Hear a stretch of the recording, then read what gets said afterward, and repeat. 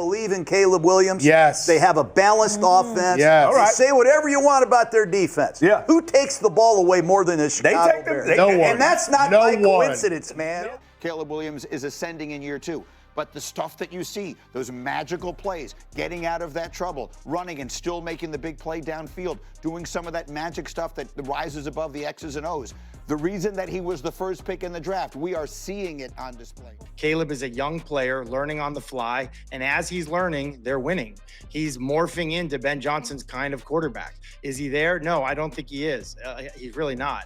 But they seem to find ways to win. This was meant to be year 1 of the Ben Johnson project in Chicago, an opportunity for the Bears to build towards the future, get the offense clicking, and identify areas in need of improvement. But the Bears have just kept on winning, and now, 11 weeks into the 2025 season, they find themselves 7-3, with a playoff run looking increasingly likely with each passing week. They sit atop the toughest division in football, and we're getting down to the business end of the season. It's time we finally admit that the NFC North has a Chicago Bears problem, and it won't be going away anytime soon. The idea of them even making the playoffs seemed like a pipe dream a few short months ago, considering how much work there was to be done for this team to become competitive again. 2024 should have been full of promise for Chicago fans following several seasons adrift and just 2 playoff appearances since 2010. They invested heavily in the offseason, acquiring quality starters like Keenan Allen, Kevin Byard, and DeAndre Swift, and had an excellent draft haul as well, including number 1 overall pick Caleb Williams and wideout Odunze just 8 picks later. It would be head coach Matt Eberflus's last chance to produce a winning football team. He certainly had the roster for it, but that's when everything went wrong. The Bears collapsed after their bye week, finishing with a poor 5-12 record. Eberflus had failed, the team as a whole was poorly coached, and there was little development of the team's young talents. As a result, Eberflus was fired 13 weeks in, and the Bears had to start all over again. That's when they turned to the man they now hope will finally turn fortunes around in Chicago, Ben Johnson. Johnson was one of the most highly sought after coaches on the market in recent hiring cycles. An offensive savant, Johnson was the mastermind behind the Lions' powerhouse offenses under Dan Campbell, and because of this, every single team in the market for a new head coach was desperate for Johnson's signature. Ultimately, the Bears offered the most exciting project. Johnson was such an exciting hire for Chicago primarily because of the abundance of offensive talent on this team. Johnson acknowledged as much when he was presented, highlighting the work done by GM Ryan Poles on that front. Thank you so much for trusting and believing in me. What you and your staff have already built here is so enticing. This roster is absolutely loaded with talent already, and I look forward to building it with you. This new beginning brought the opportunity for Johnson to remake the Bears in his own image and utilize the depth and talent on the team to build around his offense. Johnson's variety in play calling and willingness to adapt the game plan based on game state are some of the qualities that make him the most exciting up-and-coming coach in the league. His Lions offense set out to establish the run in order to open up play-action opportunities, but were equally able to use their dynamic passing attack to dominate games. Johnson also said he was attracted to the Bears job because of the opportunity to work with Caleb Williams. There's no doubt Caleb played a large component into my decision. He is a phenomenal talent that had, as many quarterbacks do, an up-and-down rookie year. Where I see my role is as a supporter of him. This offense will be calibrated with him in mind. We're going to build this thing. This is not simply a dropping of a previous playbook down on the table and starting there. Nope. We're ripping this thing down to the studs, and we're going to build it up with him first and foremost, and then with the pieces around him next. With the hype around Johnson and the promise of the Bears roster, expectations were high.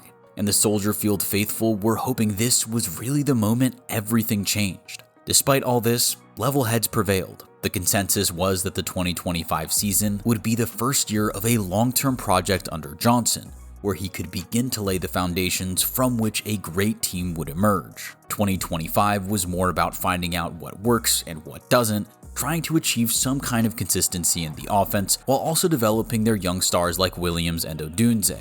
The Bears got right to work in the offseason, unloading players deemed surplus to requirements while replacing them with signings that would improve the roster both short and long term. This included improvements to the offensive line, such as bringing in center Drew Dahlman in free agency and guards Jonah Jackson and Joe Thuney via trade. The offensive line was one of the major problems in 2024, having a hugely detrimental effect on Williams' play and development in his rookie season. Johnson and his staff's priority was to put Williams in a position to succeed. The defense also received a huge boost from signing former All-Pro defensive tackle Grady Jarrett, a big body disruptor, a man made for rushing opposing linemen and blowing up plays in the backfield, and adding Dayo Odengbo, an edge rusher bringing experience and depth to the front lines. The Bears were clearly addressing their needs in free agency, but would they have enough of a supporting cast to allow their stars to shine? The draft presented another opportunity to recruit for the future, and the Bears made their intentions clear by investing heavily in the offense. They drafted tight end Colston Loveland in round 1, receiver Luther Burden in round 2,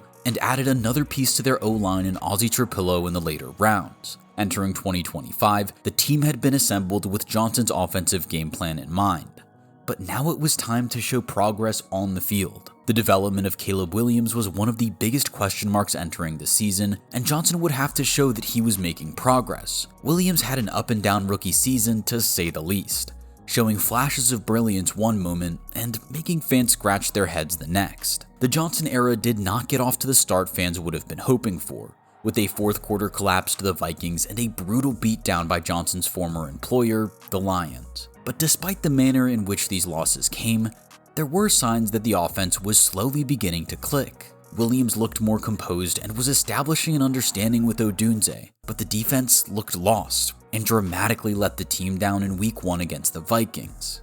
But all of a sudden, the Bears began winning, taking out the Cowboys in week 3, followed by back-to-back comeback wins against the Raiders and Commanders. The offense was steadily improving, but the defense was not making things easy for them, as they increasingly had to rely on dramatic late-game heroics to win games.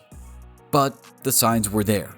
This run included Williams' best game as a pro in their Week 3 win against Dallas. Caleb zipped the ball all over the field, putting up 298 passing yards and 4 touchdowns. The game even gave us a glimpse of Johnson's trickery as the Bears dialed up a flea flicker play resulting in a Luther Burden touchdown.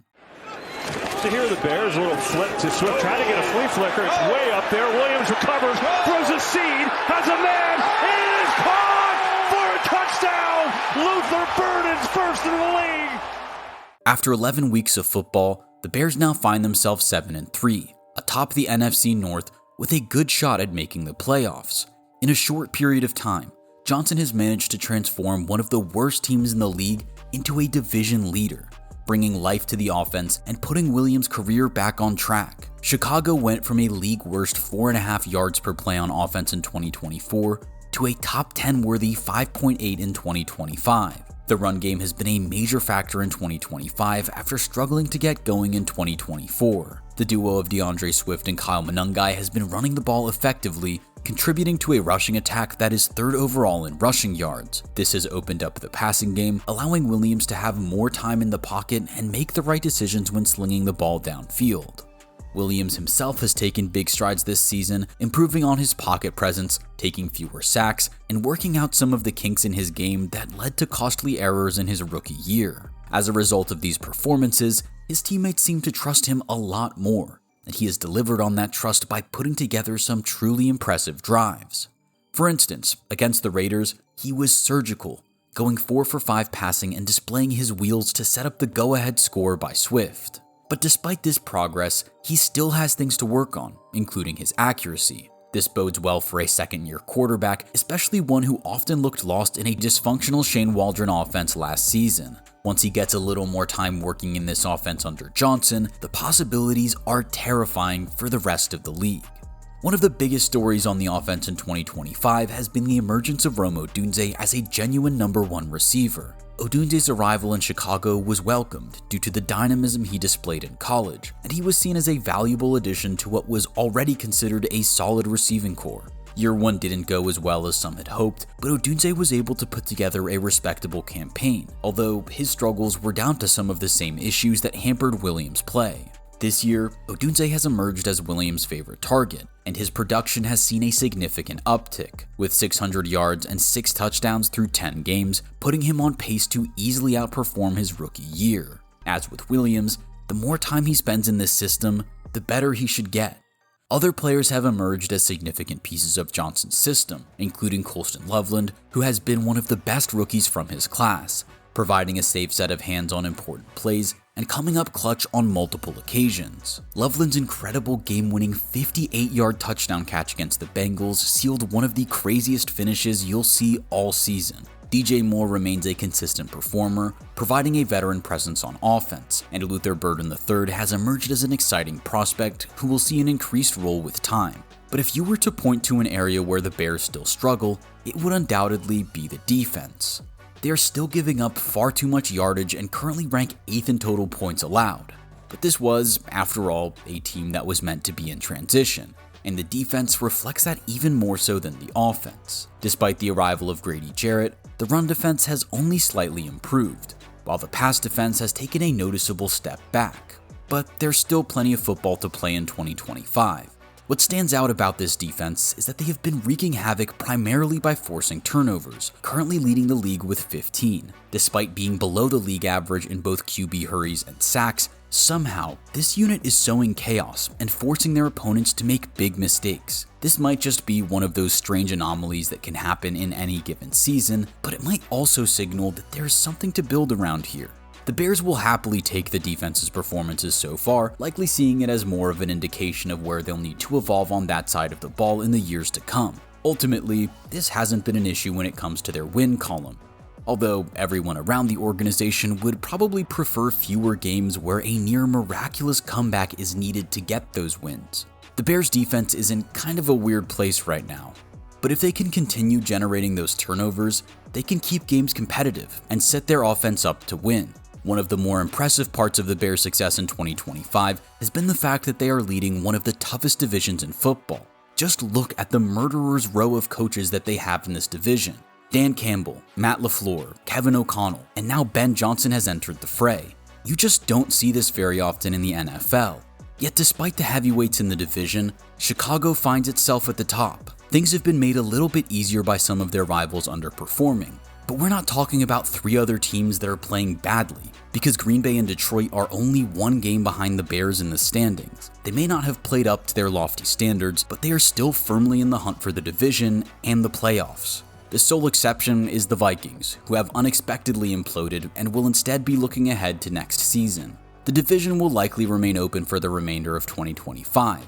And the Bears are going to have some tough matchups in the coming weeks before closing the 2025 season with their second face-off against Detroit. But what the Bears leading the division at this moment in time signifies is more important than where they end up at season's end. This Bears team has shown that they are here to stay, and with incremental improvements in the offseason, they are only going to get better.